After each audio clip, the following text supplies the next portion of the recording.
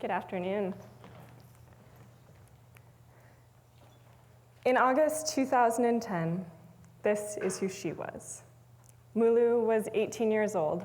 She stood 5 feet 2 inches tall, and she weighed about 80 pounds.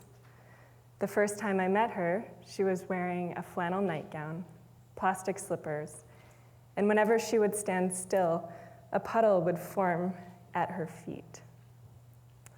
A few months earlier, she had been walking home from a day at grade 11 when her boyfriend assaulted her on the side of the road. She became pregnant, and when it came time to deliver the baby, she lay down on the floor of her family's mud hut in northern Ethiopia, and she pushed. Days went by, and the baby just would not come out. Eventually, somebody took Moolah to a hospital where her lifeless child was removed from her womb. When Moolah stood up a few days later, though, the loss of her child was not her only concern. For when she stood up, she actually felt something warm run down the inside of her legs. She had become one of tens of thousands of women in the third world who develop obstetric fistula every single year, a childbirth injury that leaves a gaping hole between the birth canal and the rectum and the bladder. The result of this is as multifaceted as it is devastating. Physically, it results in chronic incontinence, a steady stream of waste and urine leaking down the inside of the woman's legs. For Moolah, it also resulted in walking with a limp because of the severe nerve damage that she had suffered in her pelvis during her labor. Emotionally and spiritually, this condition is incredibly debilitating because without the full understanding of why it's occurring, she was told that she must be cursed by God. And of course, she believed it. Socially, she became ostracized, and psychologically, she became depressed. In August 2010, this is who I was. I was a recent university graduate, fresh off of a communications internship in Southern Africa. I was eager and incredibly idealistic, and I was absolutely convinced, much to my parents' chagrin, that moving to a small town in the middle of northern Ethiopia to work for an education charity was exactly what I was supposed to be doing with my life. But what I hadn't told anyone was that I was terrified of this massive unknown that was in front of me. When I landed in Ethiopia, I couldn't tell which way was up. I didn't know where to buy toilet paper. I didn't know where to pay my electricity bill. I learned quickly to buy my vegetables off of the back of a donkey cart. And I became really, really good at taking a shower in a bucket because for weeks at a time, my house would be without running water. Increasingly isolated by geography, limited by technology, separated from my friends and family by many time zones, and handicapped by not speaking the foreign language, I descended into what became the loneliest part of my life. Instead of taking on each day as a new adventure, I began to fear each day. And while I would put on a brave face and go out every day, I returned home at the end of it, dusty and tired, and without an ounce of courage left in my reserves. It took all of my stubborn pride not to buy a plane ticket and go home. Now, around that same time, someone that Moolah knew told her about a hospital in the town that I was living in that worked exclusively with women who have obstetric fistula. And they told her that above 90% of the women who are carried through their doors actually can be cured surgically. So Moolah weighed out her options, which at that point were very, very few, got on a bus, and showed up at the gates of the hospital. My days were becoming increasingly worse, and in an attempt to pull me from my quiet desperation, my mom actually emailed me an article from the New York Times about an obstetric fistula hospital in the town that I was living in. Having never heard about this condition before, she suggested that maybe I should go learn more. So I weighed out my options for interesting things to do on my time off, which were very few, got on my bike, and showed up at the gates of the hospital. Now, after going on a tour of the hospital and speaking with the surgeons there, I became absolutely convinced that I had to be a part of what was going on there.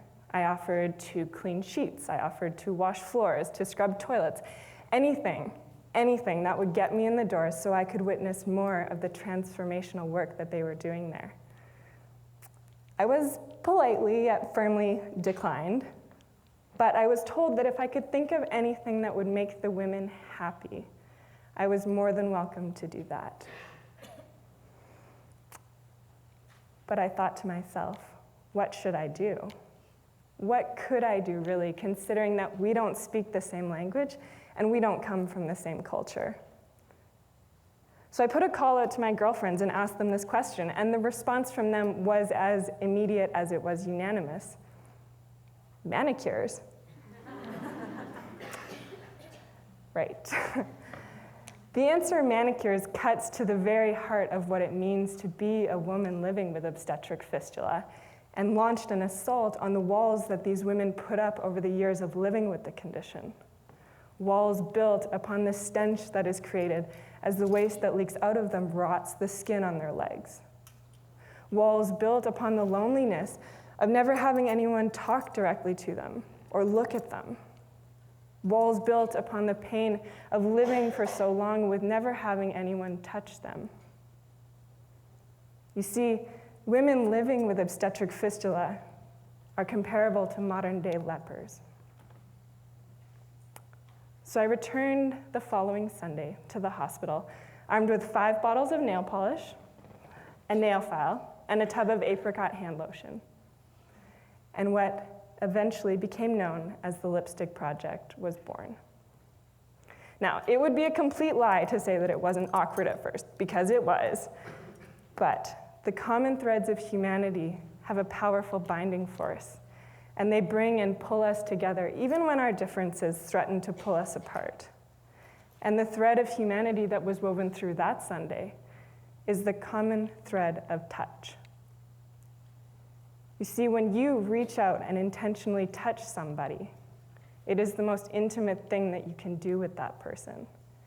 And the very powerful message that you send to them is that I see you. Now, I fell in love with the Lipstick Project on the very first day, and I continued to go back every week on Sundays, and it wasn't long before I met Moolah. Now, she was incredibly shy at first, but she spoke basic English because of her grade 11 education. She had a wicked sense of humor, as it turns out, and we quickly became good friends. From there on, we spent many, many Sundays laughing and dancing and singing and painting the ladies at the hospital's nails every shade of the rainbow and adorning them with stickers and polka dots and sparkles. Moolah became a symbol of hope and of strength for me, the living embodiment that, regardless of the past, life goes on, and life in and of itself is very, very good. The project continued, and as the weeks went by, I began to realize that this wasn't just for the ladies, as I had originally thought it was.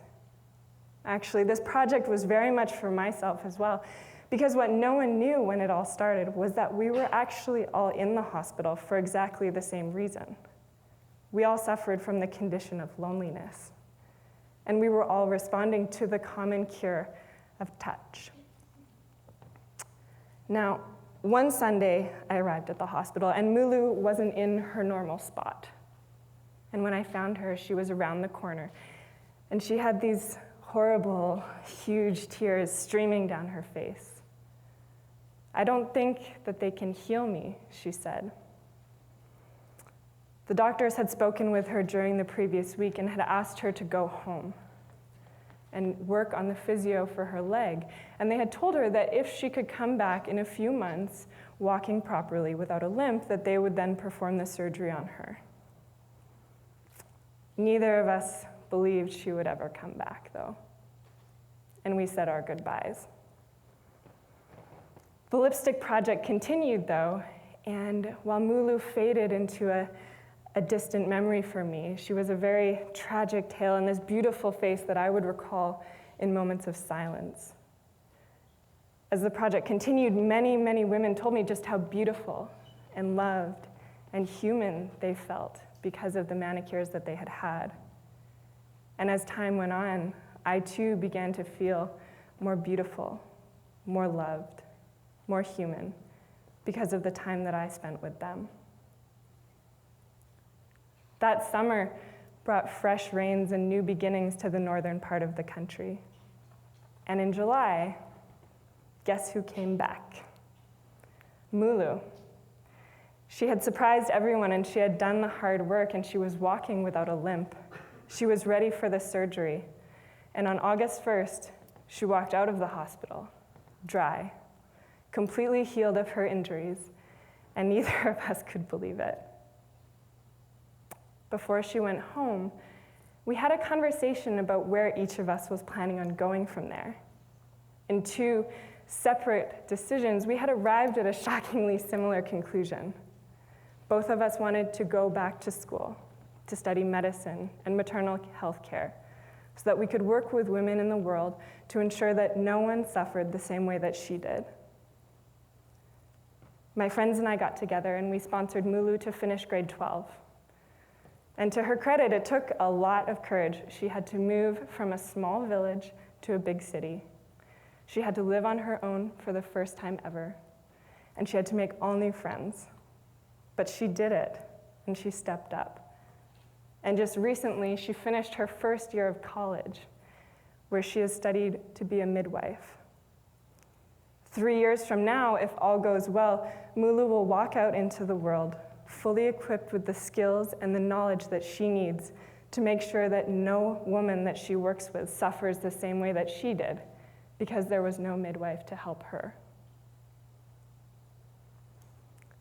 The lipstick project was never supposed to come home with me. It was a lifeline that I had and something that gave me great joy while I was living overseas. But a few months before I came back, a family friend got in touch with me and he told me about how his mother-in-law had recently passed away in a local hospice. He told me that in her last few days, she had an unusual request to have her hair and her nails done. And that request proved very difficult to fulfill. And so he suggested to me that there might be space in the modern healthcare system here for something like the Lipstick Project.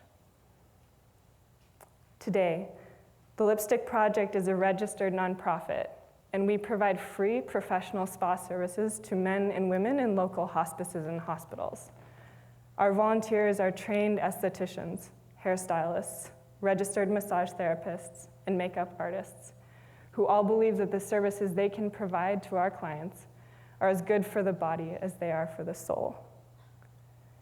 You see, when you are in your last few days of life, or you are laid up in bed for weeks on end while your body tries to heal itself, sometimes a fire engine red manicure is just what the doctor ordered. Touch is a part of the healing process. Touch is a part of the dying process. And the whole world over, it reminds us of the common threads of humanity that bind us very, very closely together. So, I would encourage you to make this basic principle of human connection yours. And understand that when you actually reach out beyond yourself and touch the people that are there, they touch you back. When we take a chance and storm the walls of self-consciousness and fear that surround each and every one of us, beautiful things begin to happen. The beauty in this life is in the connection between people. And as Dostoevsky once famously wrote, the beauty will save the world. Thank you.